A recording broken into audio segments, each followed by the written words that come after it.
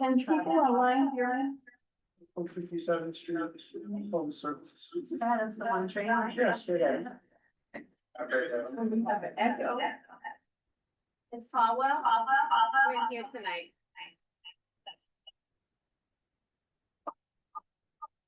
Let's see, how many sounds? Your mics are on. So turn-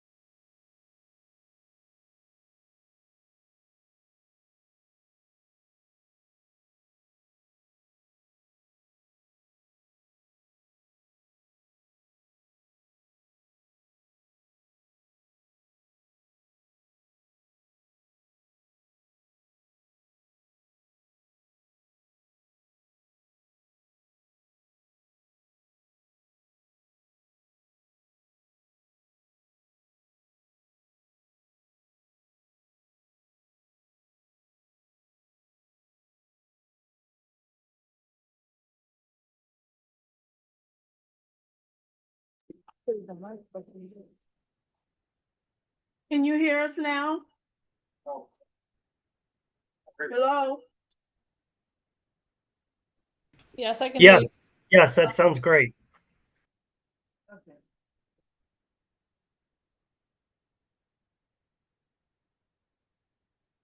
They can't hear us now? It seems so. Yeah, I just said, yes, echo. We have an echo right now. I don't know if it's from your computer, if you have to turn your volume off. Well, mute yourself. Yeah. Okay, now, I don't know, come closer, because I think it's your computer. This volume is on The volume for what is this computer. the laptop? No, the volume is on. But can you hear me Audio is online? on.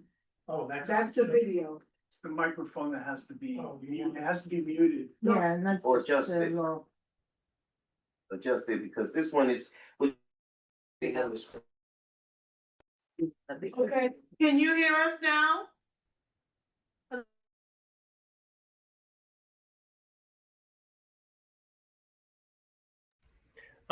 Yes, we can. Yes.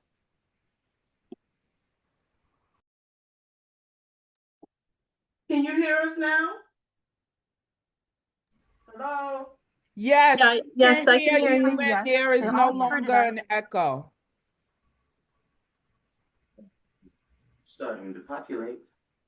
The echo was coming from when Heather was speaking. Maybe if Heather could say something to see if it's still echoing. Oh, hi, Matt. Can you all hear me? Can you hear me now? Yes, and no echo. No, I Okay, good. Hey, Your microphone. It was your microphone, that's all. No, I've had, Okay. you think your signage? Yes, I can hear. Okay, all right, so we don't, we do not have the quorum, let's make sure that we're recording before I start speaking.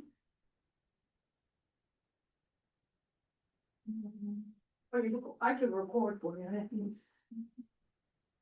It looks like it's recording. Okay.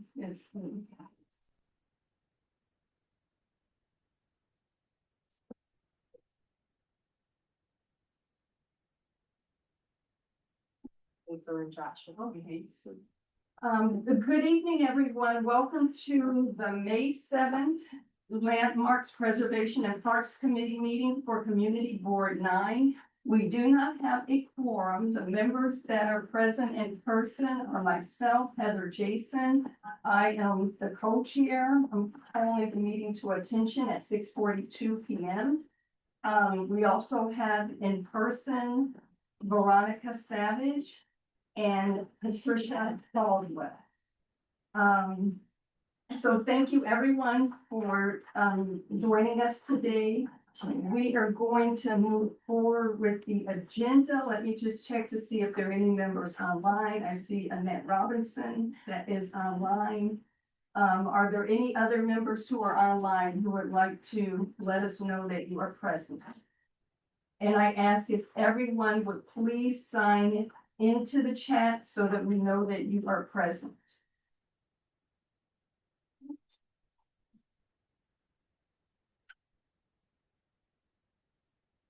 I see that maybe some people did not, I'm not seeing everyone. I see that is on. Well, let's just see if our presenters are on. Is Mallory on? And I see Kelly. Is Stephanie on? Yes, I'm here. Okay. I see Ned is Tapaji on. And I see Clyde. Was on.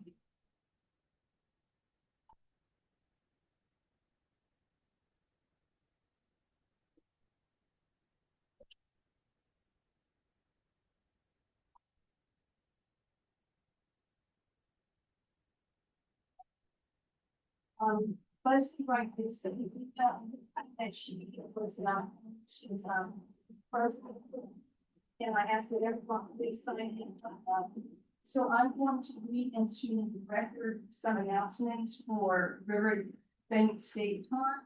May 22nd is the Youth Empowerment Fair. Summer camp registration is ongoing. There's going to be a Memorial Day concert. On May 30th, Harlem Ice is viewing, followed by 3 roller skating. The flyers have been mailed to Community Board 9. On May 10th, there is the Friends of Riverbank Skate Park meeting from 10:30 until noon in the rehearsal room B. The active capital projects including the North Stair Tower and Elevator. The target completion date is July 2025. The cultural HVAC is scheduled for June 2025. And the South End softball field is scheduled for completion spring 2026. Okay, So we're gonna move on to the next person on the agenda is Mallory Craig.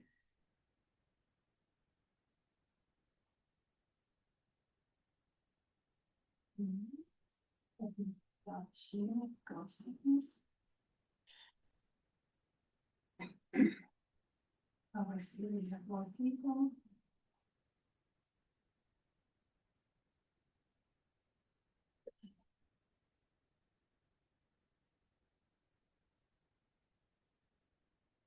Sorry, and again, we apologize, everybody. We are in a different room this time.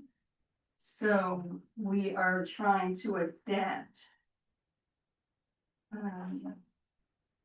I think I received. Let me have to come back to her. I think she sent me a.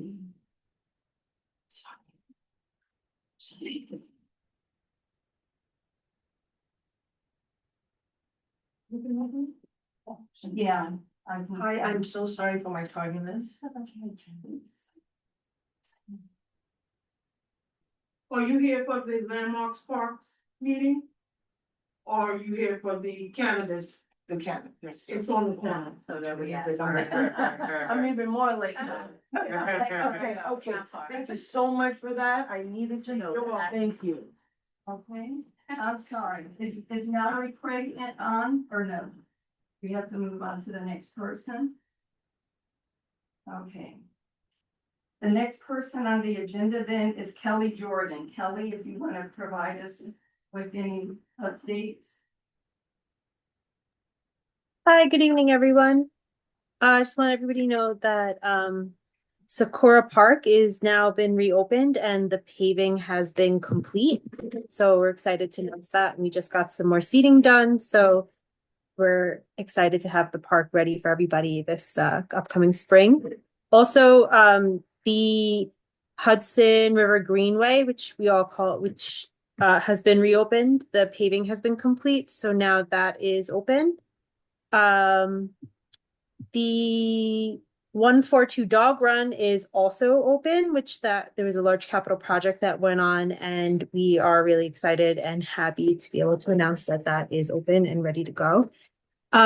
We have had a few closures too. The 10-mile basketball courts are temporarily closed for resurfacing and repainting. So we're hoping to have those up and back going in about a week or two and be ready for everybody again. And then we're also doing some more paving in the interior of Riverside Park around 119th Street near the tennis courts. So we're going to be repaving some of the stairs in those areas as well. So that's all my updates for tonight.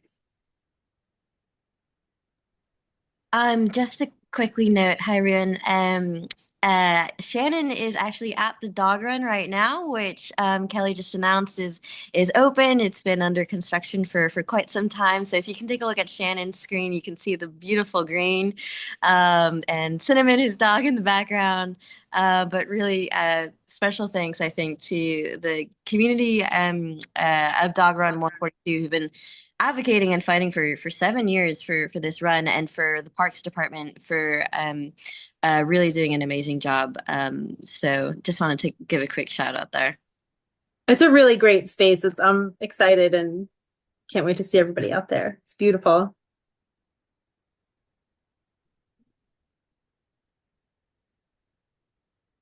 And all right, thank you so much. And I did have an opportunity to speak to one of the members from the dog run. So it did open up last week. Thank you so much. And Shannon, it's nice seeing you by the dog run.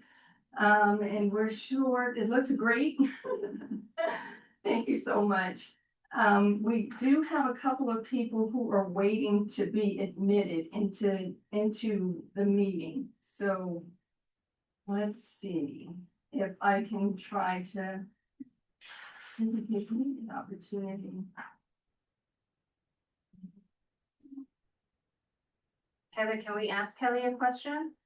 Of course. Yeah. Are there any questions? Hi, Kelly. You're gonna It's try. Veronica. just following up on the kayaks coming back to the piers. I know that's been raised a few meetings in a row. The weather's now trying for water activity. Just wondering if there was any updates on that, and if not, just put that on your radar as something to follow up on. Yeah, I don't have any updates on that tonight, but I will surely follow up with the Parks Department and see if that's on the programming for the summer. Awesome, thank you.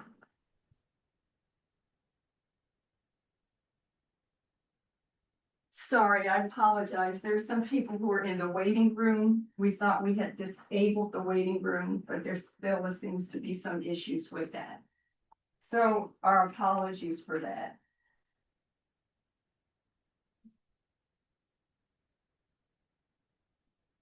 I don't know if Melanie. You have to wait on me. You can keep going on with the meeting. Okay. I'm trying to figure out. Stephanie, Stephanie, do you want to go on? We've been already maybe. Ashley, there are people in the waiting room. What's that even happening? I don't see it. Our apologies. We have a new system. I tried to provide people with a I heads know, up. that's what I was looking. We have a new Zoom account, folks. Yeah. There's no waiting room. It's not illegal. Question, are they using the link on the calendar or are they using the link that was sent on the agenda? From the email I Where assume. do you see them in the waiting room? Somebody just put in the chat that, Because there's a new Zoom account, the email, the passcodes and the passwords, to get into the Zoom have all changed for all tickets. Okay? Young lady, I'm sorry. because they have a new account. Right.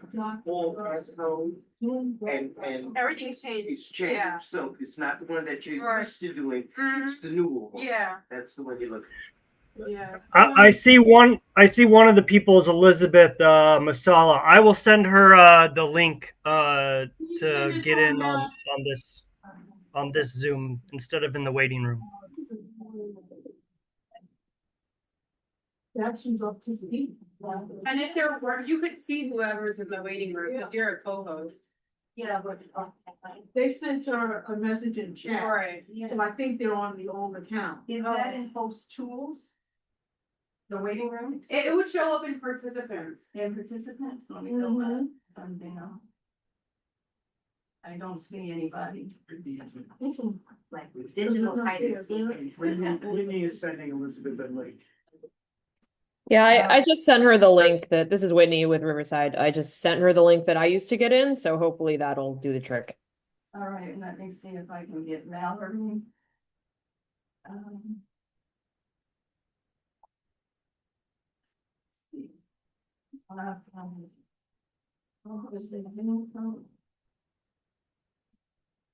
This is the meeting link.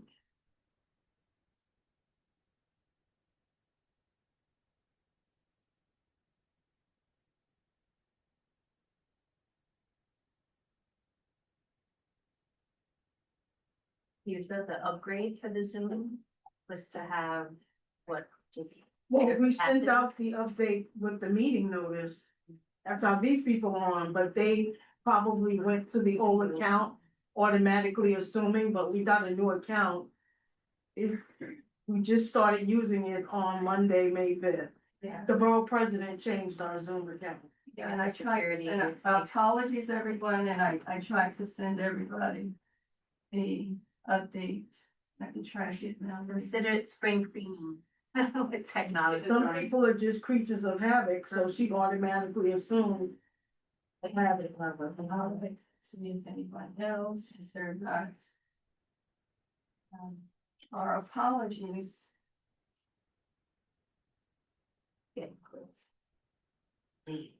Stephanie, you can go on. Let's see if I can. Sure. Hi, everyone.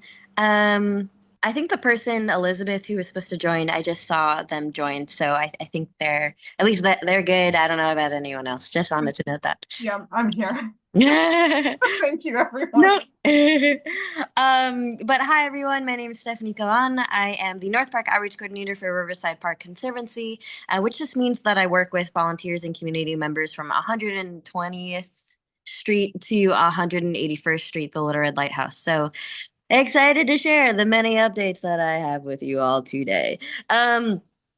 So our Riverside review is happening on June 3rd. It's kind of like our annual gala.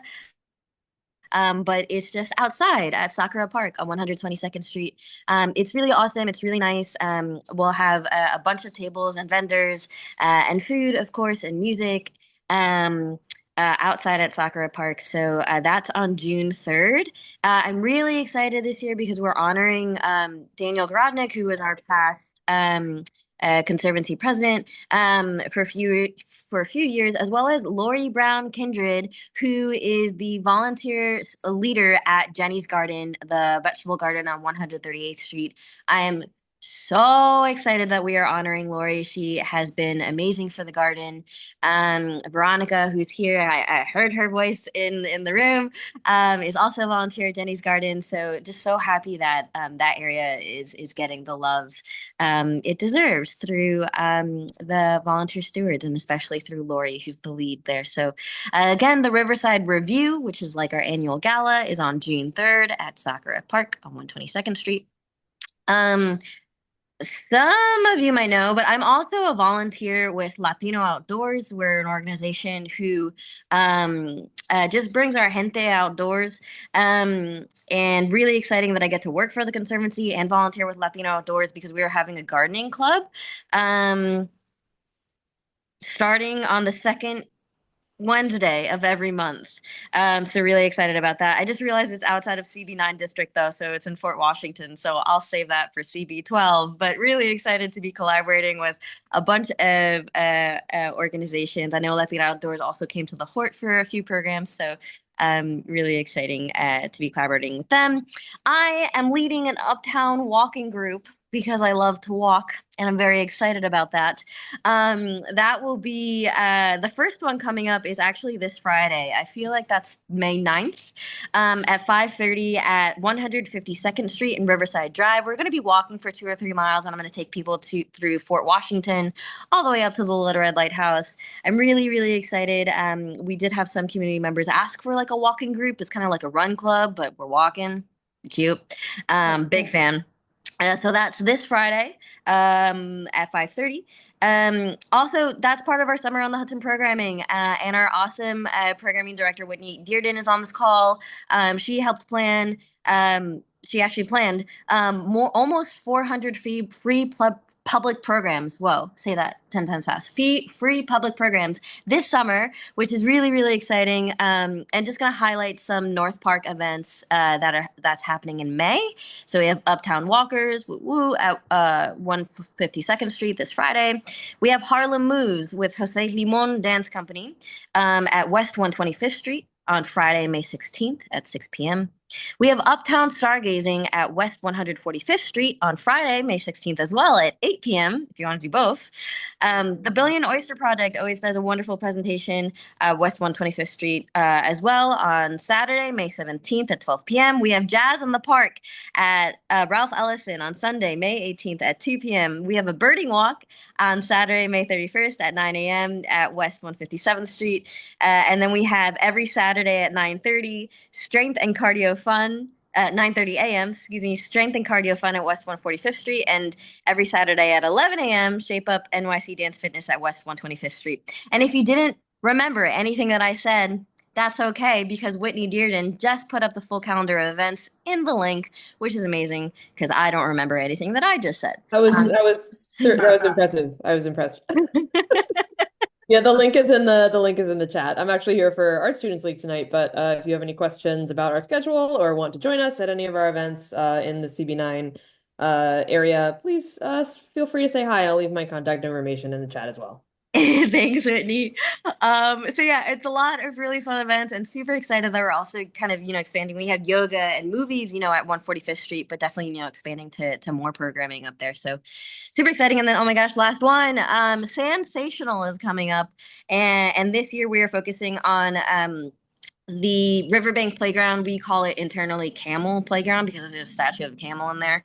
On May 17th at 10 a.m., it's when we invite little kids and their families to come and help us with a sand brigade where we remove old sand that is already exists in that sandbox and we put a new sand in. It's really cute. And we give out free buckets and shovels, like little like pails that you can use at the beach and stuff. So that's this Saturday on May 17th at 10 a.m. For anybody who wants to come out with their families and help us remove the old sand and put in some new sand. And that was a lot of information. So I do send out a North Park newsletter every month, and I was just reading from it. So if anybody wants to be put on that, I'll put the North Park news in the chat in just a minute. But that's it. Whew. Okay. Very good. Wonderful. Let's see, Mallory did, I'm trying to get your, I know you sent me a water conservation festival. And I'm trying to locate it on my screen to put it up for you. Let's see if I can. It's all right.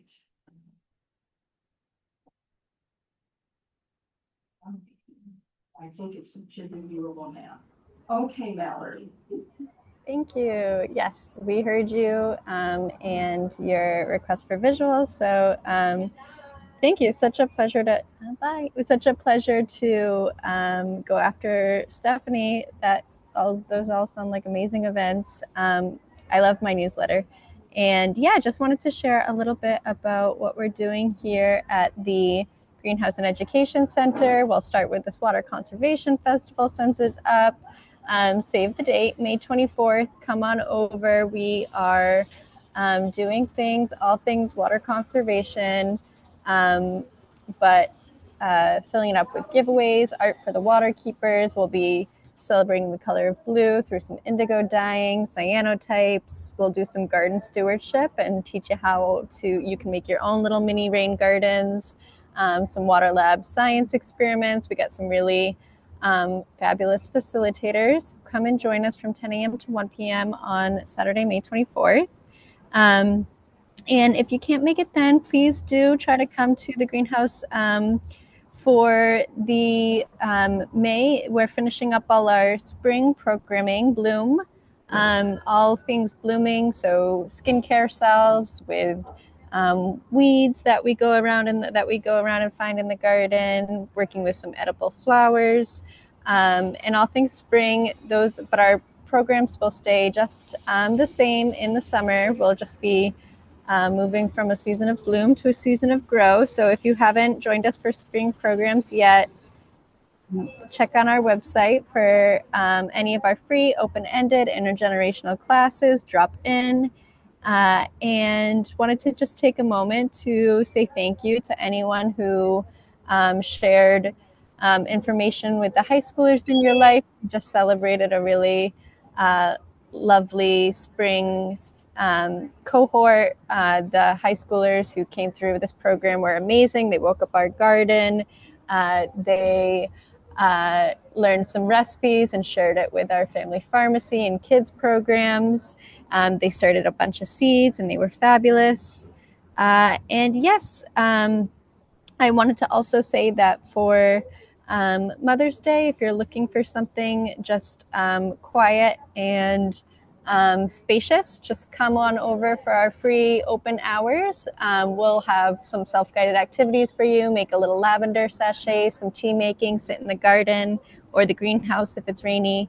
And yeah, just an open invitation to say would love to see you all over at the greenhouse. Thank you so much. Are there any questions for Mallory? In the room first? And then what about anyone online? Any questions for Mallory? Trying to look to view the chat to see if I see anyone. Stop seeing. To see if there's anyone online that has any questions. Or in person. Thank you so much, Mallory. Thank you. Okay, we have met.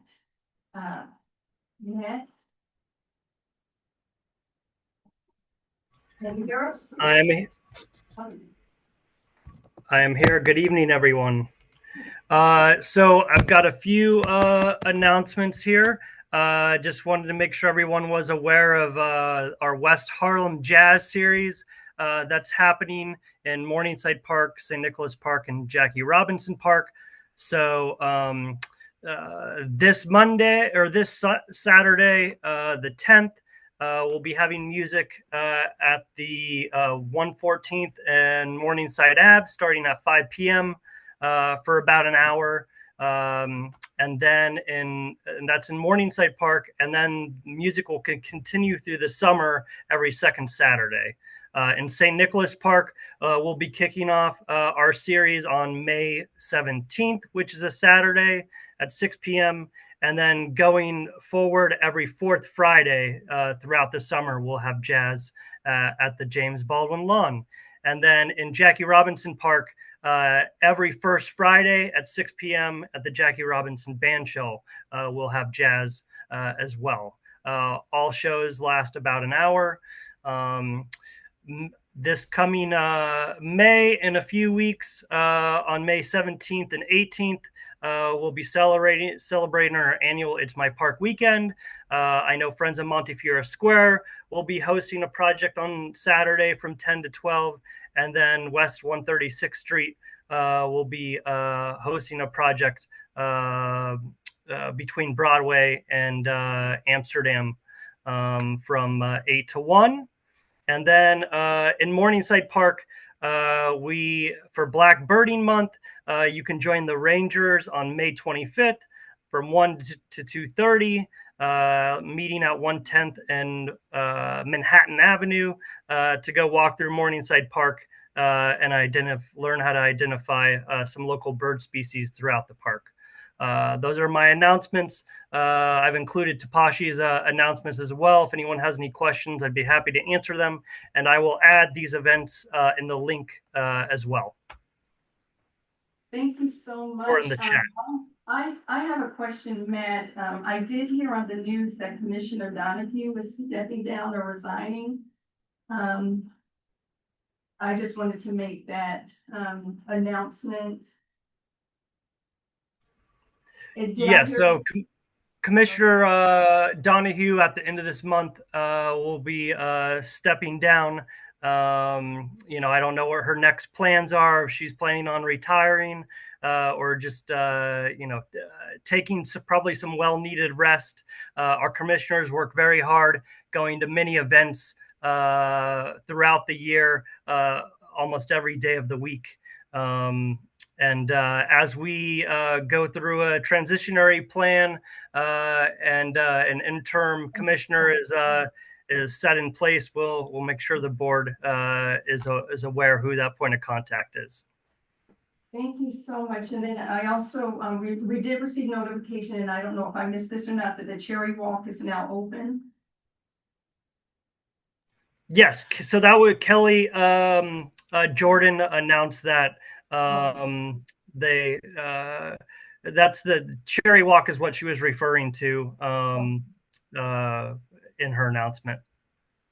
And then I did notice there was an article back on April 30th regarding tree plantings cannot be requested anymore through 311, that I guess the New York City Parks is going to be doing tree plantings according to community boards. Is that accurate? I will have to look into that and follow up with you guys. I'm not aware of that. I'll put a link in for our forestry page from the parks website for some information for you guys to look at your community board mapping for trees, and I will look into that and get back to you guys. Right. Yeah, I was just concerned that we can no longer request through 311 tree plantings. That it's just going to be more of an organized by community board, the planting process. Are there any more questions in the audience that are here? I see your hand raised, April Adams. Go ahead. Great. Thank you so much, Heather. Hi, Matt. Sorry I couldn't be there in person, y'all. But first I wanted to say thank you so much for the West Harlem Jazz Festival. So excited about that. I have three questions. I'm also on the committee of the uniform services, and we had a couple of questions that came through there. The first being, apparently at Montefiore Park, there has been a request to do an open air market permit for some of the vendors there. Do you have any updates on that? I'm not aware of a specific request that's been put in. I know there's been talk, over the years with this board, once the park was renovated, to try and get a market back there. I believe that either Friends of Montefiore Square or Parks or both reached out to the previous vendor who, at least at that time, wasn't interested. So if there is a current vendor who's interested in doing a market there, they could put in a proposal with with our agency. Okay, yeah, because the request actually was from Captain Rose of the 30th Precinct. Apparently, I guess they've had to do some enforcement with the vendors, and their recommendation would be to do some sort of open air market there. I'll touch base with you offline. We can follow up on this, but I think it would be great for the agencies to work together to kind of find a solution for this enforcement issue. Yeah. The second question was sorry, go ahead. We've been working with Captain Rose and the 30th Precinct in partnerships to help try and keep Montefiore clean, and they've been helping us with enforcement. So we've been collaborating with them in the park, and they've stepped up their enforcement there with officers as well here recently. Fabulous. We also had some questions about, I guess, since the trees started coming in, all the greenery, we've had some low-hanging branches. Can you talk to us about, is there a process do we need to make a request for some trees? I know specifically someone had a concern about Common Avenue between 145th and 141st, some trees hanging over, hitting cyclists and the like. Is that something that Parks just goes around doing, or do we need to put in a request? We do have a pruning schedule for trees, but if there's something that's a safety hazard, I would put in a request through 311, which would go through forestry. They'll inspect the tree for proper pruning to make sure that it's at an acceptable height. If it's hitting a cyclist, I would say it's too low. Yeah, for sure. 311, got it. Thank you. And then the last question. Any updates on the lawn outside of Hamilton Grange, because it looks very lush and beautiful and ripe for sitting? Yeah, so we spoke with the sod contractor in Central Park who helped coordinate the install for us. They didn't give us an exact date on when they thought it would be ready to open. They said the longer we can wait till summer, the healthier it's going to be in the long term. So I know April, you're very adamant to get the lawn open. So as soon as I hear, you'll be one of the first to know. I would also, for tree pruning, I'd also add that if you see, if there's something within a park in Community Board 9 that you see an issue, you can send those directly to me. Anything outside of street trees. Fabulous. Thank you again, Matt. You're always such a pleasure to work with. Thank you. Yep, no problem. Thank you so much. Let's see, Clyde, are you still on? Clyde Broughton? Yes, I am. Oh, good. So I'll be quick.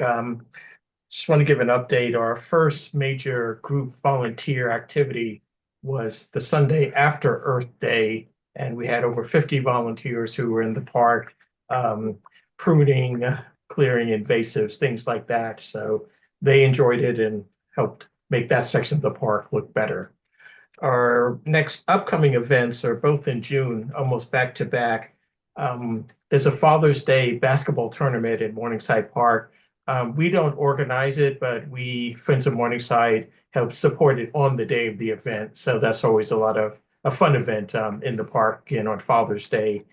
And then shortly after that, on Juneteenth, we'll have a movie night in the evening once it's dark enough to start showing a movie. And we're coordinating with Tapashi of the Parks Department on the film to be shown and bringing in the screen, etc. So those are our two most important upcoming events in June. So I don't know if any questions about those. Any questions from the audience or online? Sorry, what was the question? No, I don't see any questions online or in the audience. Oh, okay. Thank you so much, Clyde. I thought I saw Michael Somerville. Did you want to give an announcement regarding your cafe and Morningside? Sure. Good evening, everybody. We have a soft opening date of May 20th with the commissioner coming to visit Morningside Park. This event is not open to the public, but will include the parks personnel, the community board, the Friends of Morningside, and local elected officials. We do plan on opening later that weekend for Memorial Day weekend, and we will provide any further details through another announcement once we solidify the date and time. The date and time. Thank you so much, and thank you for being here. I'm glad I happened to notice you. Anytime. Thanks any for your support throughout this whole process. Yes, I know that it's been a long haul for you. April, I see you. Go ahead with your question, April. Thank you. No, I just wanted to thank the Somerville Family Enterprises for coming out to the board meeting, because we actually just voted to allow for the waiver of the 30-day notice last week at our UST meeting. And I know that, like you said, it's been such a process. So happy to hear the opening date, and just thank you again for coming. Thanks so much for approval. We really appreciate it. You know, you guys have been very instrumental throughout this process, and it takes a community, as they say.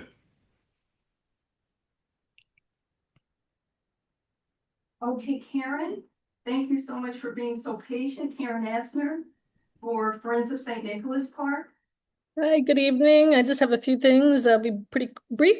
I just wanted to mention we did have our first sort of kickoff events of the season and of the year this past month, and they were fantastic. We had such a great turnout. We had our Earth Day Festival in conjunction with the Kappa Alpha sorority, the Tau Omega chapter, their alumni chapter, and we had just an amazing turnout with them. I think we had 150 folks out in the park volunteering, and it was super joyous. We planted over 100 trees with NYC Parks that they arranged for us to do, did a big cleanup, had a DJ. It was a really, really fun Earth Day festival with them. So we really appreciate their partnership.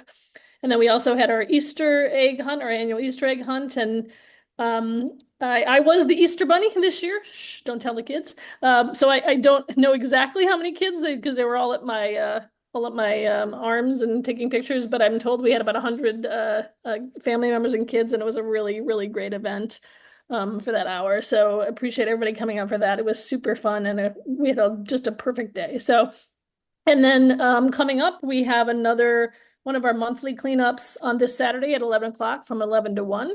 So if people want to spend a little time in the park, making it more beautiful, come join us at 11 to 1 in the plaza there. And then otherwise, before our next meeting, the next thing to start is we're going to have our, once again, we're in partnership with the Harlem Wellness Center. We're doing outdoor yoga, free outdoor yoga on Monday evenings, starting on June 2nd. And that's going to run to September 29th. And it's on the James Baldwin lawn from 6:30 to 7:30 every Monday. So, and I'll send to Youtha the flyers for both, but just wanted to flag that. And it's always a really lovely, I think April, I know, goes, and others probably maybe on here go. It's a really great time. So please join us. That's it. Any other questions? Any questions for Karen? St. Nicholas Park. Online or in person? Wonderful. And I know that the sculpture gardens, are now viewable in St. Nicholas Park. So I was able to attend the tour this past Friday. So that was wonderful. Everyone, please get out and see the sculptures, the Harlem Sculpture Gardens that are in the park now. Yeah, absolutely. Yeah, St. Nicholas Park, Morningside. I don't have the list in front of me, but yeah. Yes. Yeah, many of the parks. Okay, let's go ahead then. I don't see Judy from Uptown Good Food Farmers. So let's go ahead with the Art Students League. They're currently here in person. So do you want to set up? Sure, give me just one sec. Okay. Heather, do you want me to move this device so they could see? But the device is Oh, actually see. Oh, they can see here? Yes, yes. I don't know if you want me to just give a brief introduction while you get set up, but just let me know. This is Elizabeth, by the way. That everyone in person has signed in the attendance sheet and online, so. And go ahead and start. It's only his voice. No, because I can see myself. That's nice. Oh, we have to. Share screen. So let's see. So this one is facing. What's facing? That's one.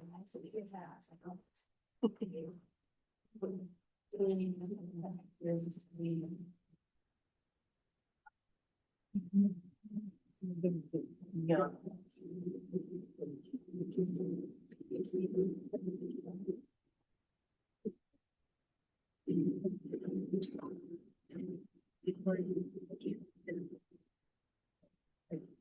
No, I can move my piece, so maybe I can treat it. It's okay. Maybe I could turn it up. Oh. Let's see, is that? Okay. See you from this one. Hi. See you briefly. It's right, is it? This one. Yeah. See. Here you are. Is it in? You are going to see that. We have flyers here though. She actually got the end time. Are you thinking yourself?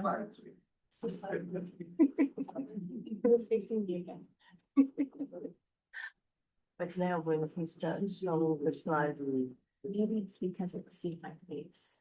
Yeah, we're right on the sleeve. Right. I was trying I'm to. just reading it all. And I know we need to, it's in here to be able to share. Look at the camera. You see this, huh? Yeah, I think it's this. Oh, okay. Then I believe the Oh, yeah. hand is short. Okay. Maybe it's on top, because it's It's showing. like this orb. Oh, yeah. Oh, it's on It's top. like the cord is so short, otherwise it would hold it.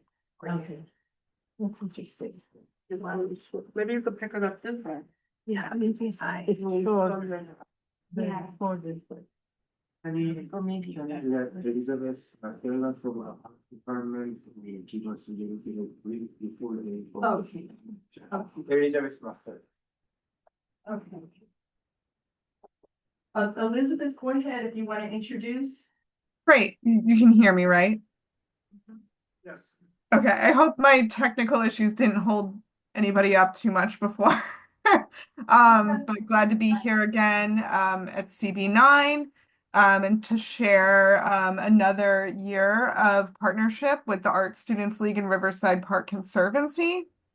We partnered with both organizations since 2011 to program temporary public art program projects in Riverside Park South and now Riverside Park North since at this particular site since 2019.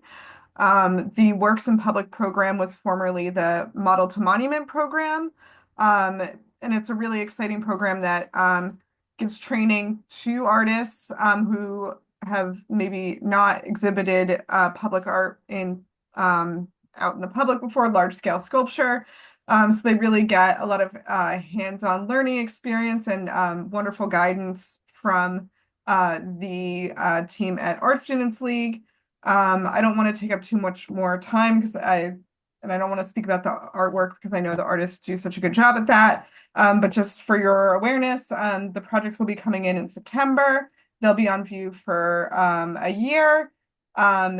Our program, we make sure everything is safe, durable, suitable to the site. Our Students League, of course, work very closely with really professional team to make sure that the artworks are of high quality and can withstand being in the park. And of course, providing general liability insurance, security deposit, all of that, which is probably the least exciting part of this whole process. But I think at this point, I'll turn it over to the Art Students League and the artists that are there to share some more about their works that will be at Riverside Park North. There will be 2 additional works at Riverside Park South at the same time. So take it away. And Whitney Dearden, who we heard from earlier, she's also here, and we work closely together on this project. Hello. Hi, Whitney. Shall I go? Go ahead. Okay. Hi, everybody. Here and online. It's nice to be here. I'm very excited to be here to share with you the details about this Art Students League Works in Public project. The raft is a public sculpture about the rising Hudson River waters. And yeah, I can follow it. I'm sorry. Okay, a little bit about me. I'm a figurative artist. I've worked in clay, terracotta, wax, and I've actually done a number of drawings, studio work, atelier. Is it possible you can stand over here, because we're trying to put you on the camera? Oh, okay. Can you hear me now? Oh, what happened to the screen? Oh, because they're presenting. I see. Okay. Yeah. Okay. Good. I also like to do sketches of the city when I'm out and around, and even when I'm out of town, I like to do some landscapes. One thing I should say is that I'm a native New Yorker, and my grandson is now the 5th consecutive generation to be born in New York City. That fact has added a great deal of resonance to this project for me. Okay. The project concept is a life-size, site-specific sculpture that will be in Riverside Park along the river. And I use the visual references of elements that are in the park and in that environment to help create the base and what's going to be going, what the structure and the sculpture is really about. The base aligns with and mimics the ice diverters that are in the river just above Riverbank State Park. I'm sure the folks online from Riverbank Park will know exactly what I'm talking about. I have some pictures in a second that I'll show you. The figures on this sculpture dramatize a hard to believe situation of the effect and impact that climate change is going to have on our city, on our shoreline, not just globally, but right here in the city. I'm sorry for the people online, but I've got a little maquette here, as you'll see. You want us to hold it, and we can probably. Oh, okay. If he bring back the camera, we can just see where it's at, and we can. Have to stop share. Yeah, you said. Are you Okay, going so- Can we see it? It's in there. They'll see a picture. They'll see a picture when I get another slider. Yeah, here. Give it to Lorna, she can hold it in her hand and we can see it, because she's on the screen, you see her? Yeah. She's right here, that's her. So. We're trying to. Yeah, I think for I should probably just keep going. Just keep going. Yeah. Okay. And now. Oh, yeah. Yeah, before I give you a visualization of the sculpture, I want to give you a quick look at the site first because of its influence on the creative development. Next page. You can see here the These are the ice diverters just north of Riverbank State Park and the river that exists there now. It's on the left, and on the right side, what you see here is the New York City flood hazard mapper that's put out. And what this map is projecting is by the year 2050, this area is going to be underwater at high tide at times. And that was a very alarming fact that I discovered. Next. So here you can get a look at the sculpture. You'll see the Silver button on top. the inclined base reflects the structures in the river. The base will also be made of corten steel, and it will develop the same rusty patina that is on those ice diverters in the river. And here again, you can also see the scale in relation to a 6-foot man. And the figures are clustered. And next page, you can see the features on the figures are going to express the fear, the anger, the worry, the care and concern that people will be experiencing in this particular circumstance. Next. This is puts the situation, I think, in perspective. You can see here what I've done is I've taken that over the map, the overhead map, and projected it into this photo taken from Riverbank State Park building looking north. And it gives you an idea of the extent to which they're predicting this climate impact will take. Next. So I am planning a very robust public events programs. I've already had some tremendous help from Whitney at Riverside Park Conservancy, connecting me. The Artichoke Dance Company was one of the cultural organizations that I've been hoping to bring on board with this, and we had a nice meeting with them. They're very excited to do their performances at this site. They like both the site, sculpture, and the focus that this is taking on the environment, and that they are an environmentally focused dance company. I also plan to make contact with and partner with as many governmental agencies, institutions, and corporations that have environmental activities and actions going on. And then not last, not least, is contacting local schools, students to see if this sculpture and space can be used as a springboard for discussion about the issues of the melting ice caps and the impact it's going to have on all of us. And I think that's it. Okay, we can hold there, and if there's any questions. How long did it take you to create the sculpture? Couple of months. Yeah. And how long did the installation take? Well, sculpture hasn't been fabricated yet. It'll probably take another month or two to fabricate it. And then the installation will be done in September. The installation will go very quickly once everything's ready. The other one has to come out, do whatever groundwork is necessary, and then it'll be trucked in and installed. The installation will more likely take place toward the end of September, or it can be like a beginning of October, depending on the fabrication situation. See.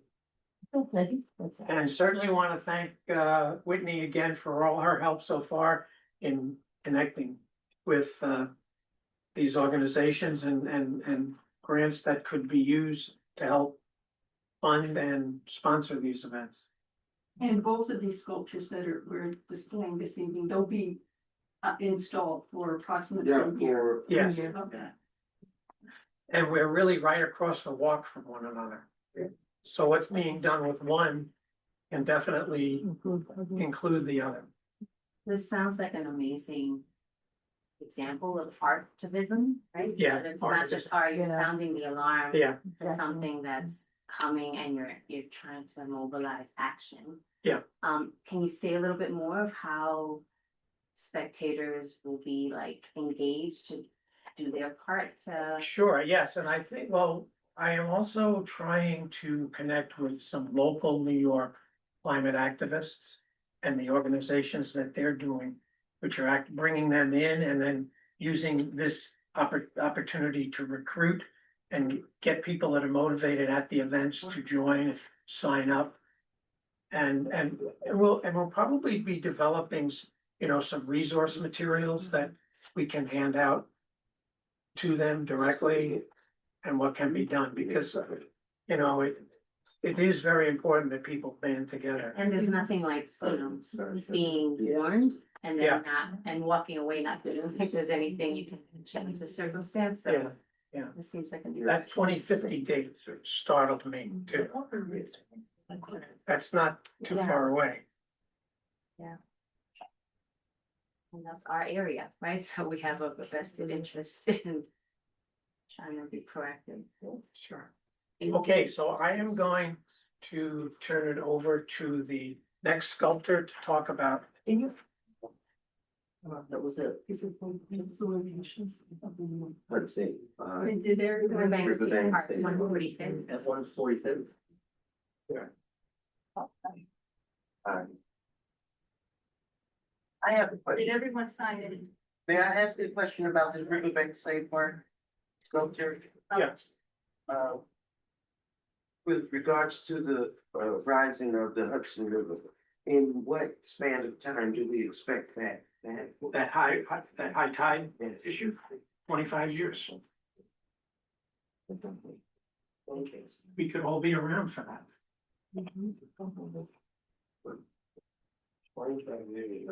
Just sharing. Seems awfully, You think sooner? Yeah, sure. Isn't sure that's last of it. Really voted that like something like some.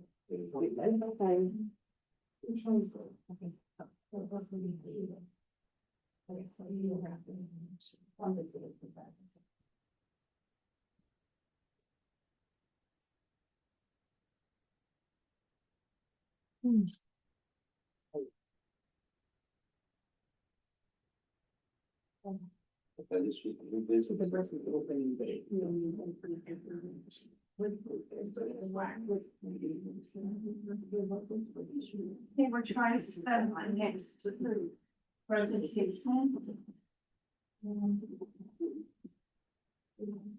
church.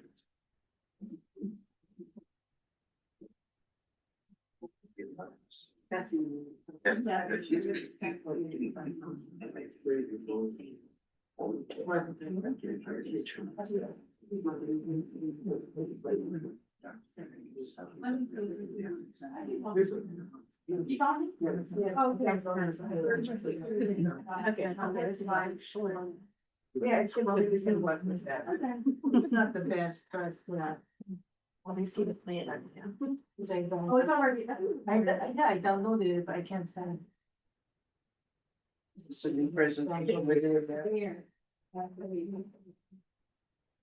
Yeah, I can't work for this time, but just to be. Oh, okay.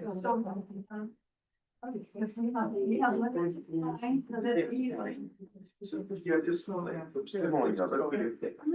People, let's go. Okay, can we go back? Sorry about the interruption.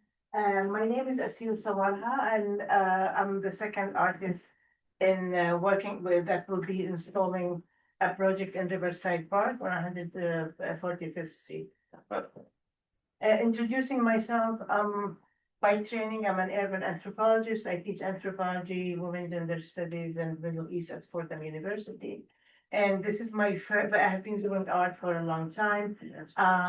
But also I work on cities and urban issues. And so this like bringing the art with the anthropology, it was an ideal thing for me. Before New York, I continued to work and I wrote a book about rebuilding downtown Beirut, and now I'm working a book about refugees in Amman, Jordan, and refugee artists and the way the presence of artists changed the city. And now I will be working also in addition to solving the book the sculpture, I will be also working on a book about what we're talking about. These are my previous artworks. Before this project, I only worked with paper, so I can't just put paper in the phone for a public display. But I worked with like really big sculptures made all of discarded paper, mostly discarded academic books, which is part of my life. So these are all made of pages from books and books, paper, yeah. Next thing. So the concept of this project, it's right here. That's the maquette of the project that will be in the park. So I call it Library for All, where I will use the sculpture to pose a critique of overconsumption, environmental destruction, and the abandoning of printed books. And it addresses issues of class and access to public spaces in the city. Library of the concept library of for all will return books that were discarded back to the parks where they came from the trees and all of that. And also it draws the sculpture. I hope that it will draw people to think about discarded books, materials, and also connecting it to larger issues of environmental issues and abandoning books, abandoning printed word. But also one of the things, if you can see here on the sculpture, there are words, printed words, because I use pages from books, and I will be using books, hard with hardcovers to put them so it will look like a bookshelf upside down, tilted to show instability and all of that, but it won't fall because it will be welded. It will be metal from the inside and the books will be out. But also I will get quotations. I already collected quotations from people in Riverside Park about the meaning of art for them. So they can, and I put it in print, large print, so that people can find their own voice on the sculpture. That's the location, the location 145th Street by the, it's not Riverbank, it's Riverside. Yes, it's by the I know what you're exactly. talking about. Yeah, there are two sculptures already from our, the previous group. They are already there, we invite you to go see them. That's all. So this is the inside, and also those, if you see those, the two books, the binding books here, they will be like as if they are forming two benches, also made of books, and where people will sit and use them. I don't know, rest on them if they are jogging with the dog or whatever. The next one. And these are the dimensions. It will be 12 foot high, 7 and 7 feet. Yeah. Just one second, my apology for interrupting, but I need to call the meeting to order at 7:43 PM because we now have 4 committee members. I should have done that in between. But do I have 2 minutes? You go ahead. Okay. You can finish. I just Okay. needed to call the meeting officially to order. Okay. Go ahead. Okay. And next one. So this is like the maquette before it was done, so it's the metal, and this is, so this is like some of the quotations that I gathered. When I walk here, I can breathe cleaner air. Can you go to the next one? I come here to get away from the hustle of the city. I feel the world is less evil. People like to say really interesting words. I don't want to put the names of people attaching it to them, but the statements themselves. Okay. And the whole point is that the top, it will be also, it has a reflexive material, and it will be seen from Riverbank when you look from by the elevator and the steps, so you can see it from the top. So there is also another view from here, but also there are views from when you are walking inside. So it will be like a mirror-like surface. Yeah, the next. The color theme, I use those colors, which is like hues of blue, green, and silver to evoke the river, the water, the sky, the trees, but also the metallic colors will echo the bridge, the skyscrapers, and the nearby structures, like the metal fencing around and the trash bins and the West Side Highway, So it's all combined in the sculpture. Next one. And that's, we don't need this, we can skip this. Public safety, we tried to incorporate all kinds of public safety issues, so the books won't fall, the books will be covered with resin and painted over, so they won't be, people won't be able to take them out. And the same will be also applied to the benches. I was just mixing resin with fiberglass to make it stronger, so the surface will be strong. Engaging the public, that's similar to Ken's presentation. I'm really eager to engage the public with the public art. So I don't just want a piece of art imposed from the outside and people are like, okay, this is art, look at this. So I want people to be more engaged with it. I will be teaching 2 courses at Fordham University, one for undergraduate, one for graduate. The undergraduate is called Visual Anthropology. The graduate course is called Urban Aesthetics in the City. So I will take students to go and work with members of the community. And they gave me a list of organizations to work with, but I'm so open to, because I'm now just listening to you and listening to all of these this work that you do. I'm open to engage people from the community, but they put me with some organization, most of you know them, Sugar Hill Children's Museum, the Zena Lorraine Organization, Riverside Park Conservancy, of course, Street Corner Resources, Word Up Community Bookstore, which is like a little bit north.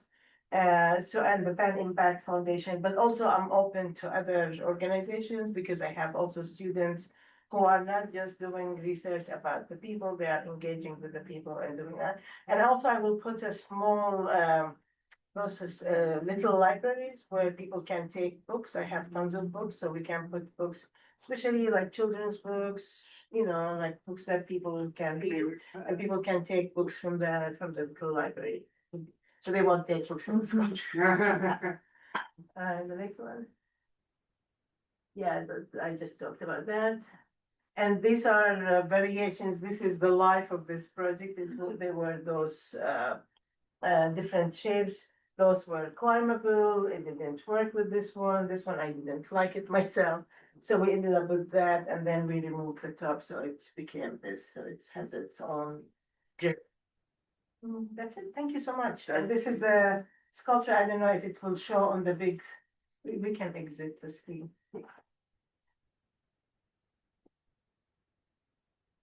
Like cancel the share. Yes, I don't know if you can see the sculpture, but if yeah, you can see it. It's right here. But if you have any question, please let me know. Yes, go ahead. You're an urban anthropologist? Yeah. I'm impressed. I'm totally impressed. Thank you. So you do studies as well as the other gentleman that presented. You are pretty much doing research within the history of the city. Yeah, I teach that too. What is your name? Asil Sawala. Do you have a card? I don't, but I can give you my information. I really would appreciate it. I'd like you to come and take a look at the Sugar Hill area. I live there. We really would like. That's why I wanted this project, because also I live in District 10, not 9. I live on Bradhurst Avenue, so I really. You're in Bradhurst? Yeah. And her name is on the agenda. And my name is on there. Okay. I'll share mine. Josh, did Josh have a question? Go ahead with your question, Josh. No, I'm good. I'm good. I'm gonna contact her. Okay. Thank you. I love the idea of the book library and like in conjunction with that. That's beautiful. Yeah. Do you have like an idea of the proximity or the look of that? Is of the little, that sometimes they put them in front of homes, like a little. No, I understand the concept. Just wondering where and how it incorporates. It will be by the benches, so people will sit there, look at the river. They look at the books, but also they can pick a book, either read it and return it, or take it with them. And because I live close by, I can just keep supplying Well, ideally, it's a self-gen, but once it gets started, it's self. Yeah, exactly. Propagated, yeah. It will continue. I'll be more than I love it. That's a great idea. And also the whole project is wonderful. Any questions from people online? Sorry.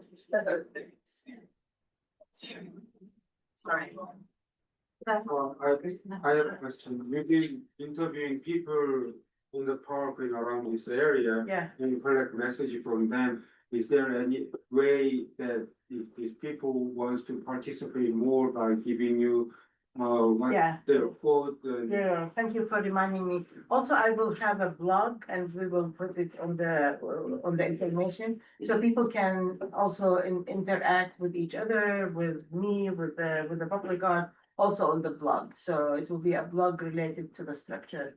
I wanted people to write on it, but we can't do that.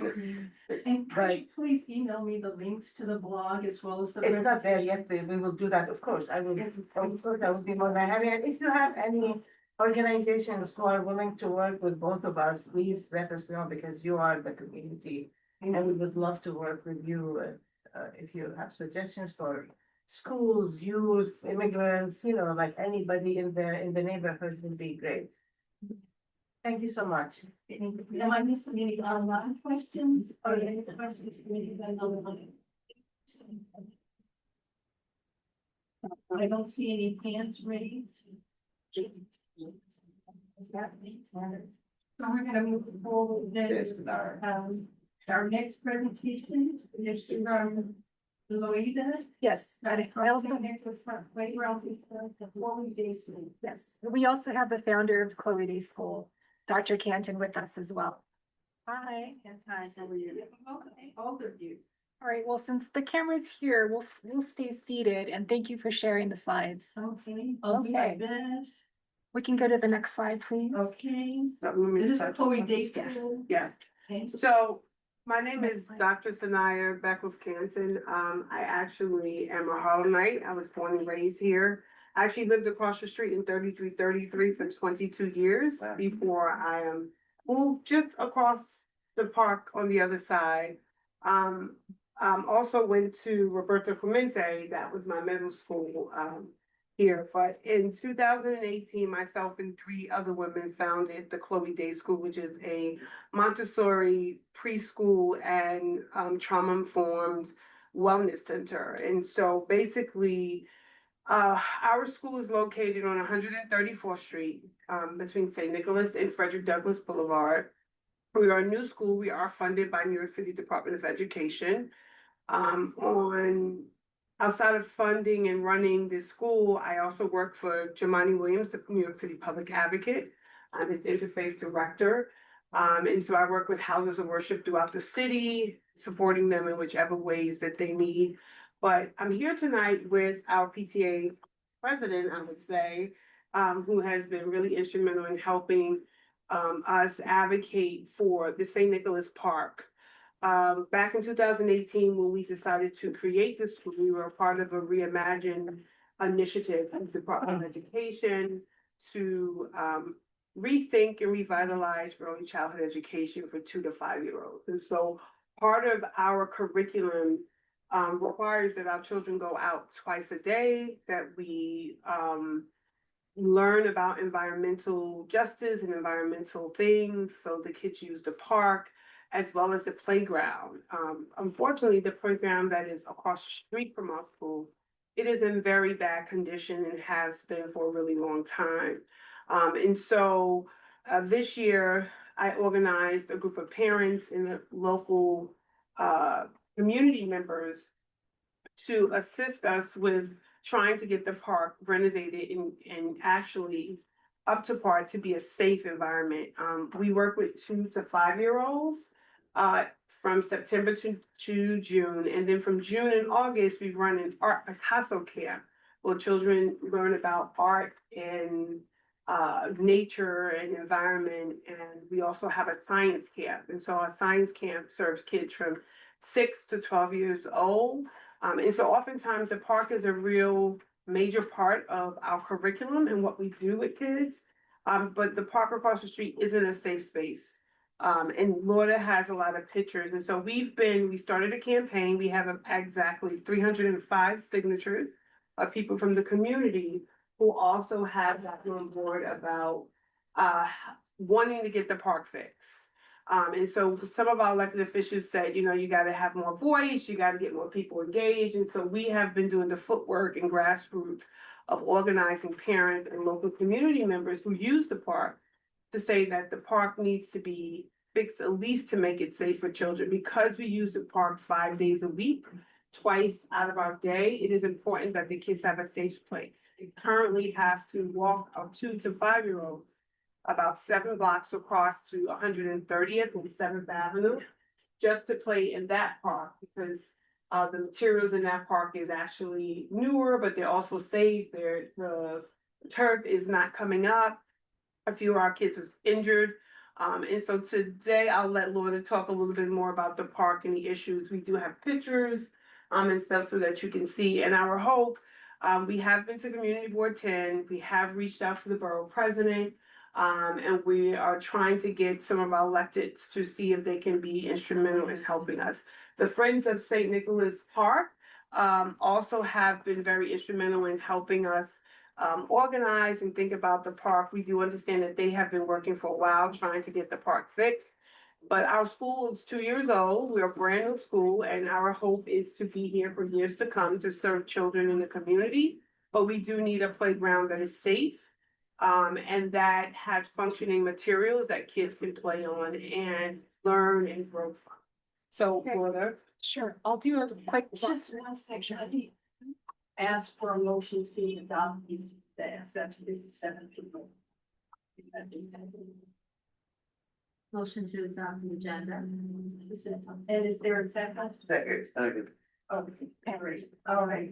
And, move forward and We do the next slide. Next slide, please. Thank you. Okay, and the next slide. Please, sorry, thank you so much. Okay, this is a really cute picture of our kids playing.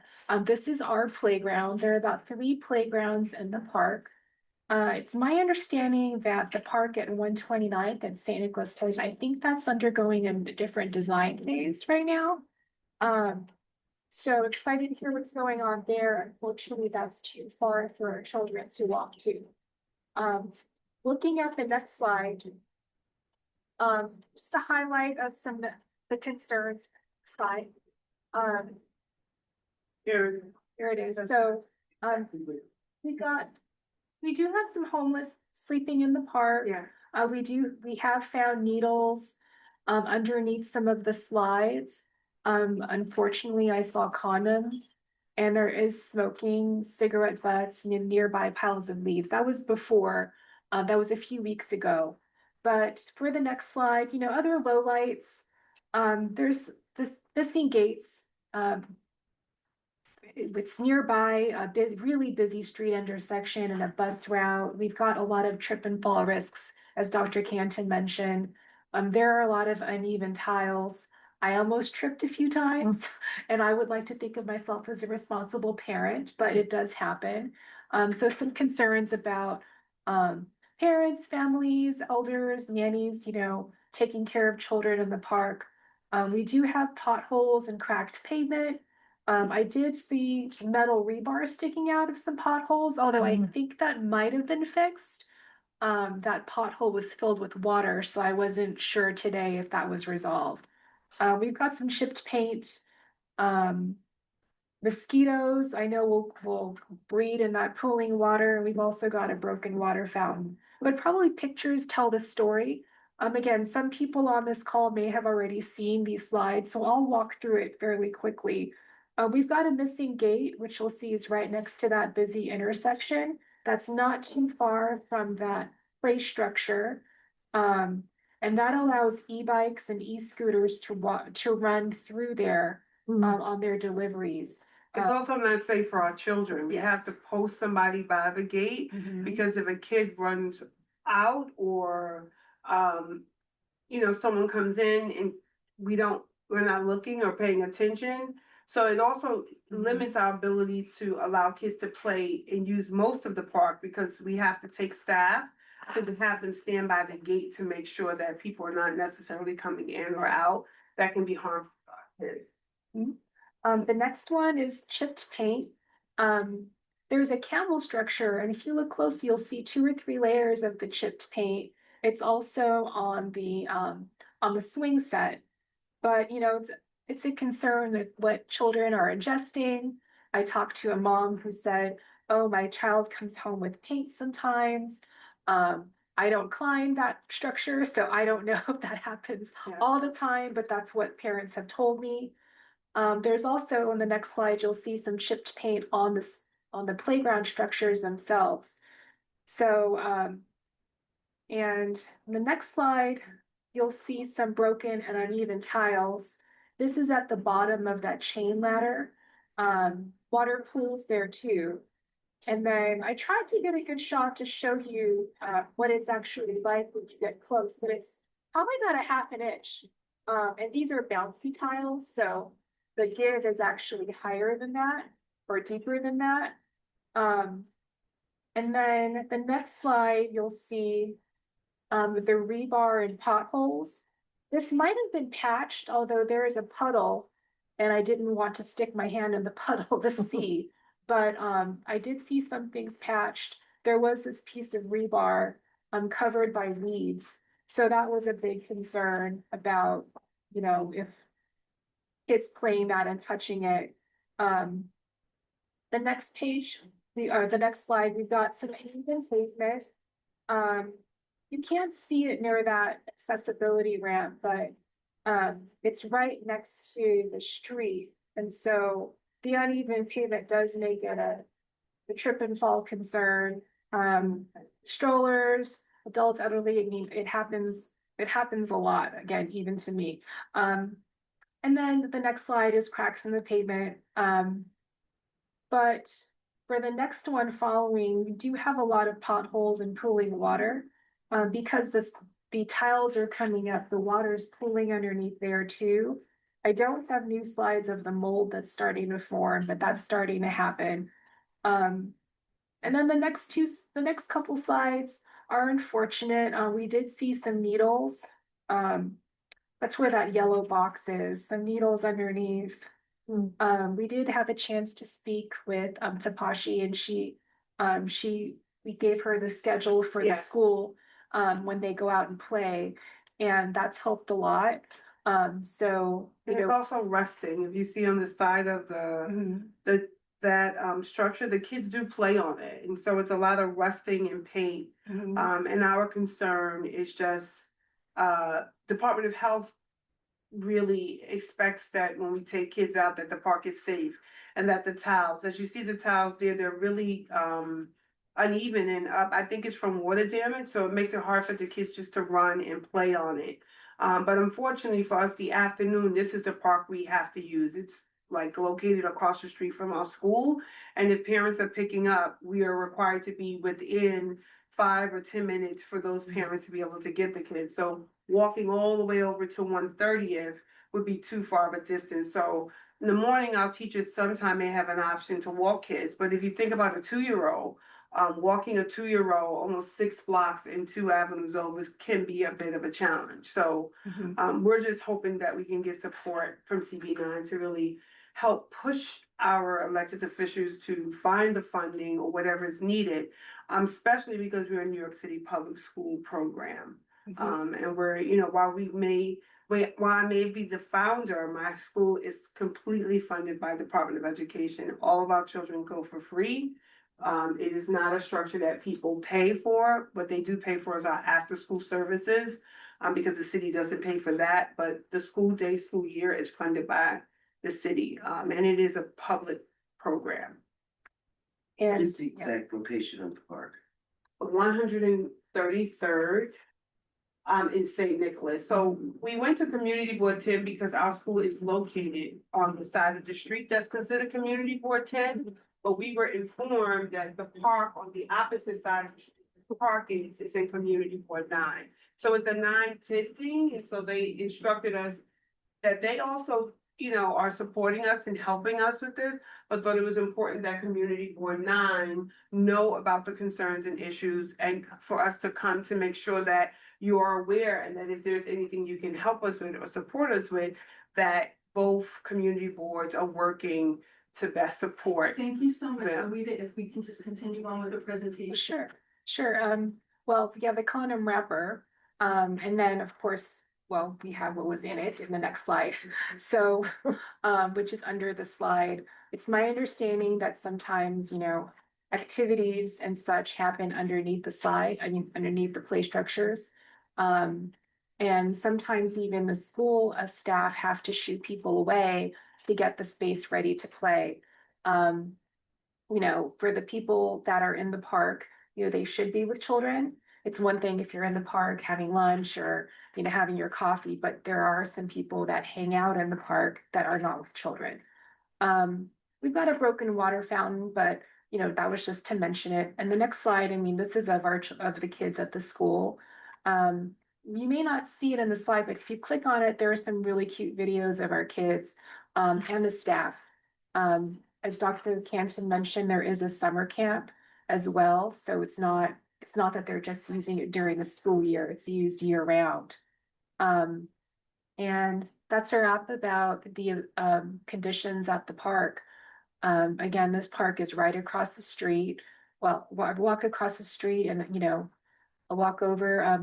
I didn't touch the bathrooms. This is specifically about improving the park safety conditions. The bathrooms would be a whole different topic altogether, but this was the most important for our school to address. Thank you so much. And I just see the remaining slides. So there's a question. There's a question. Heather, may I, sure.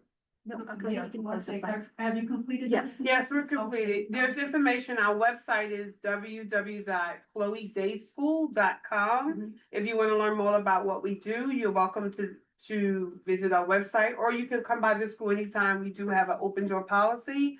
We have mystery readers. We welcome the community in, and other organizations and community members do come in and read to our children and participate in art and different activities. So you are welcome to come by and visit and see the school. Thank you so much. We're gonna take a couple of questions. Go ahead, Josh. Thanks for being here. It's like a very interesting school. I don't know it personally. And I share a lot of your concerns about the park and the playground facilities in that park. I wanted to ask the question, with the mosquito issue maybe aside, it looks like your complaints, if you will, sort of fall into two groups. One is the physical status of the park and its amenities, and one is the activities that go on there. And I hate to press you for this, but which of those two categories would you say is the most is the higher priority? Fixing the park, because the physical parts. The physical park we need the park to do the curriculum. So if our kids go out twice a day, it really impedes, it puts us at risk every time we take them to the park, whether it's me having to call the 32nd precinct to ask them to remove the homeless people that are sleeping in the park in the morning, or in the afternoon, if we go out and the materials, chip paint is an issue with the Department of Health for Children. So if they're playing on the structures and it's chip paint, if they ingest that or they peel it or play with it, because they're 2 and 3, they don't really know that they're not supposed to touch that. So that for us, while safety is a concern, we do have the precinct that's around the corner that kind of helps us get, people who are not supposed to be in the park during the time we're there. But the kids have nothing to play on, right? And so we often bring a lot of things for them to play, but we need to be in the park. And unfortunately, the park on 129th Street, or the one that's on 141st Street, is even further away for 2-year-olds and 3 and 4-year-olds to walk. Okay, thank you. Okay, Karen, I see your hand. Go ahead from St. Nicholas Park Friends. Yeah, hi. Hi to both of you. I'm on Dr. Canton and Lolita. Good to see you, and thank you so much for making this presentation. As I'm sure you know, I'm in complete and violent agreement with the need to redo this playground. And just to put this into sort of context to answer some of the questions about where this fits in with what's going on with NYC Parks. As you recall, last meeting, I mentioned this playground, and the fact that we had done a walkthrough, the Friends of St. Louis Park had done a walkthrough with Commissioner Shimamura last fall, and have had repeated conversations with her about that. And to her credit, she had requested a formal estimate of what it would take to renovate the playground, which they got back, and it's in the range of like 3.2 to $3.4 million. And so what I encouraged everyone to do at the last meeting was to reach out to the elected officials, because we're in budget season, and really advocate for getting this into this year's capital budget. So the council member's office is we're straddling the district, so it's Councilmember Salam's city council district to reach out to him, and also to Mark Levine's office, and that has been who they really focused on and have gotten I think some really good traction. But you can never take anything for granted in this budget cycle, because as we all know, a lot of competing resources and requests. So everything that everybody can do to advocate for this, constantly, as the school has been doing, as we've been doing, is really important. Okay, I see another hand raised. Go ahead, Ira, with your question. Yeah, I kind of agree with Karen Asner. The important thing to me is that these are lovely photos. They deserve 311 maintenance of the park complaints to make them very official. And I don't know if you've done that. Also, in addition to Yusuf Salam, you should go after Sean Abrea, whose council district 7 sounds like is on the other side of the park, where CB9 is. So that's really it. Okay. Contact those two officials and sit in their offices, because Sean does not return emails. Okay. Okay. I know exactly. Okay. Thank you. Well, we've encouraged the staff to report 311 We do. complaints and issues, also parents when they're playing in the park. And then we're also working on a kids speak up activity with the students. Yeah. And then Dr. Canton has put together a petition, and you mentioned we're over 300, and that we haven't posted that too widely yet. So, this is just within our community.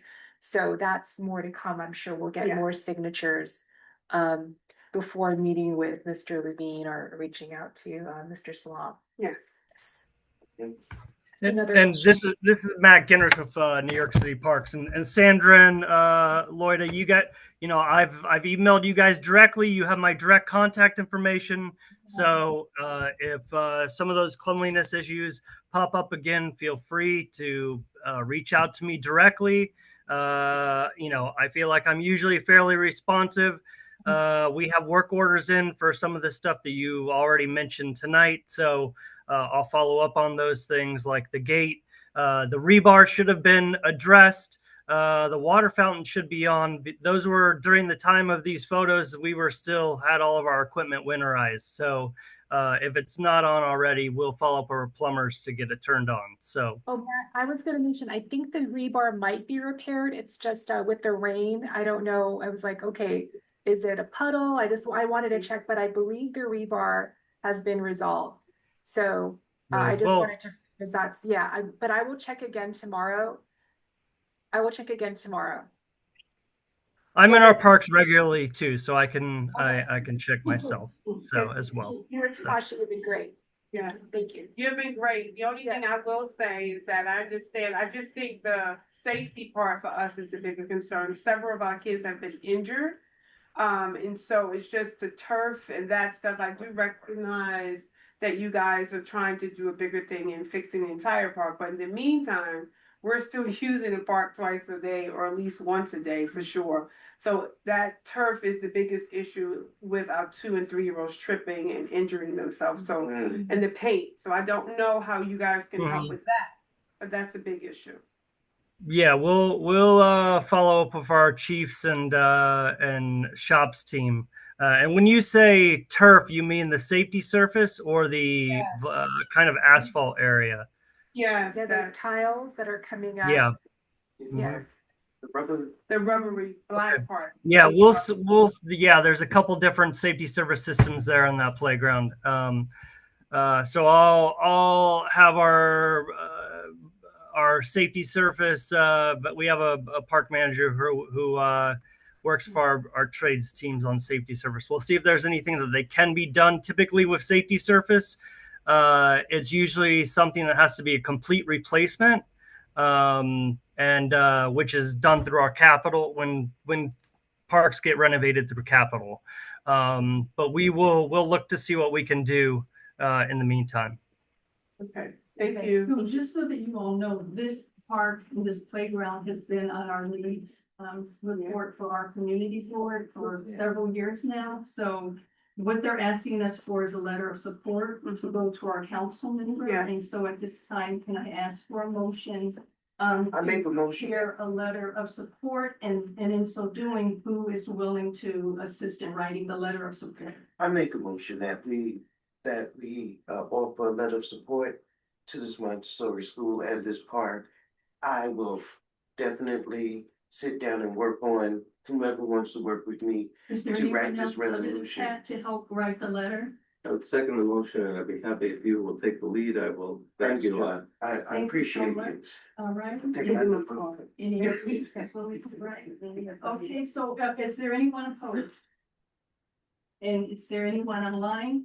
Okay, so then, our executive, is there a time frame? Because our executive. Yeah, so our hope is to, we're setting up a meeting with, Councilman Salam within the next 2 weeks. So if we can have as much letters of support to bring along with us. He does have a copy of our slide, but he's willing to meet with us, but he informed us at the end of May, he'll give us, well, this week I'm supposed to get a date, but it should be in the next 2 weeks. So if we can get any support, 2 weeks, a month, whatever, I can always send it back to him. But we could at least go and say that Community Board 9 is in support of our request and ask. Okay, Ms. Caldwell, yes, because our executive committee meets tomorrow and then our general board is the next following Thursday. week. So, yeah, I'm not sure if we'll be able to get the letter of support. That was my question. Even if it's next month, we'll take it So whenever you it get. may have to come before us, the executive committee next month. That was the question. Yeah, Okay. yeah. So we have, so thank you so much. We're gonna move forward with the agenda. I see Judith is here.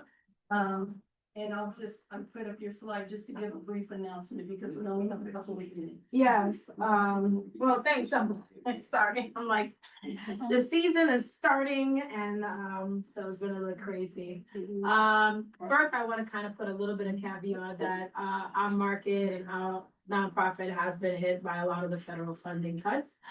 So, the support for the market is, badly needed.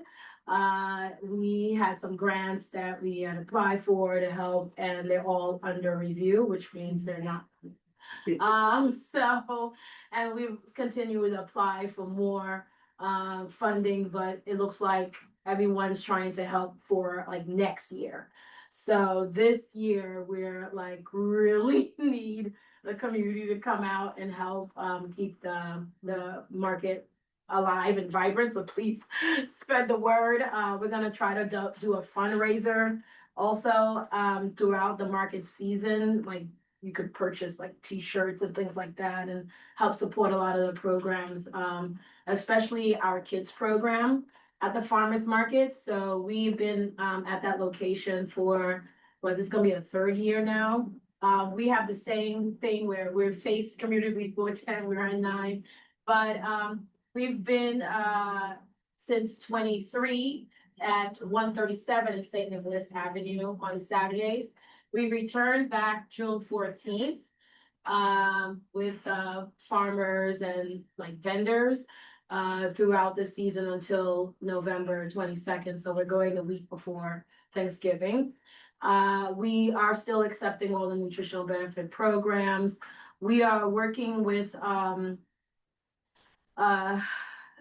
different health department and just like different organizations or whatever. I don't know what it is, but getting nutritional benefit programs is another thing that is going to be difficult this year.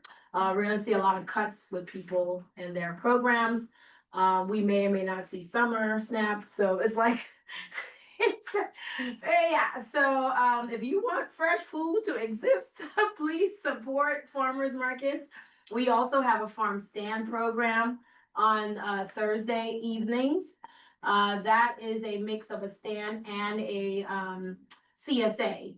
So for our CSA program is 22 weeks. We're going to start actually June 5th. But that day is just for the CSA members to kind of just like see what support they can have, especially with Harlem, and you know how we can have the members like spread the word and just like amp up the farm stand also and the farmers market. So we're gonna have a little party on June 5th. But then the stand itself returns June 12th. And it follows the same timeline as the garden, St. Nicholas Miracle Garden, on 127 is St. Nicholas Avenue. So 330 St. Nicholas Avenue is actually St. Nicholas Miracle Garden. And so the stand, we are working with a lot of farmers. We had a lot of farmers who foreclosed. So the network got tinier. We just need everyone to support the farmers, support local agriculture, come out to your markets. Like we really need local purchasing local source produce is going to be even more and more important as I'm watching the farmers either going into foreclosure or about to go into foreclosure. And these are farmers from 2 acres to about 40 acres. So it's not like a size, it's just the capacity of funding. But we are bringing down, you know, fruits and vegetables to sell at the stand. And we are only providing fruits and vegetables for the CSA. So we cut a lot of the other add-ons. But eggs is precious. Eggs is going to be on first come, first served basis. CSA members get it first because even my egg farmer is struggling. He got like $50,000 worth of his eggs stolen. Some people's trying to kill his chicken. Like it's a so yeah, we're gonna see more and more imported eggs and yeah. So just to let you know, support the farmers, my farmers, all farmers. And so the CSA will get the eggs first and then the stand. So that's what we're prioritizing. Is there a fee for the CSA? Yes. It's until May 12th is $23 and then goes up to $25 after per week. So we're 22 weeks. And how many members should have? Right now, we do a little bit more. We're at 20, but we need at least 40 to really feel like we have a lot of purchasing power. So we all kind of. Where's your egg farmer in Bedford? He's an Amish farmer, so Pennsylvania. Yeah, so vegetables could come from Hudson Valley and then the New Falls area. Yeah. So we're staying not too far. I am looking to also purchase a vehicle to go either further up to get produce, as the closer you are to the city, the higher the cost of produce. So even Hudson Valley is starting to get a little high up there. And it's a mix of things, honestly. It's about like you have to pay regular wage, so that cost goes into the food, and so we're trying to like source even a little further up. So we're trying to get a vehicle to kind of balance the price when it comes back down, especially with nutritional benefits being cut. So yeah, so that's sorry. So anyway, I have flyers. If you want, you can please contact me. Please leave the flyers. And then I'm just gonna ask, are there any updates for any of the historic structures? Was anyone able to do any research that we spoke about last time? Or we want to just relay that over to next month, the research, and that rolls over. Okay, that's fine. And then April left already, so she'll give her Hamilton Grange update. And I just want to give in the last 5 minutes or so the opportunity for people in the group to share any activities that they were able to participate in for last month. Veronica, we were able to go to the Davis Center opening. It's amazing. It was absolutely amazing. I Like 4,000 people showed up. A ribbon cutting, the day before, as well as the opening. So, I was gonna encourage you to maybe post some of these at the Davis Center, the Harlemere that just reopened. There's just all this traffic and excitement there. About 4,000 people came to their opening last weekend, so it's just a good spot it's to wonderful. to have visibility. If you haven't been here, On 110. North side. Yeah, it's from the west side of here. I want going by the. the 110th and Malcolm X Boulevard. Yeah. We also participated in the Jackie Robinson Day tabling. Like I said before, we attended the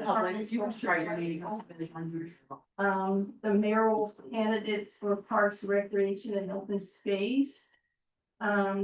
Were there any activities that we need to capture for next month? I know that we need to write a letter of support for Support for you.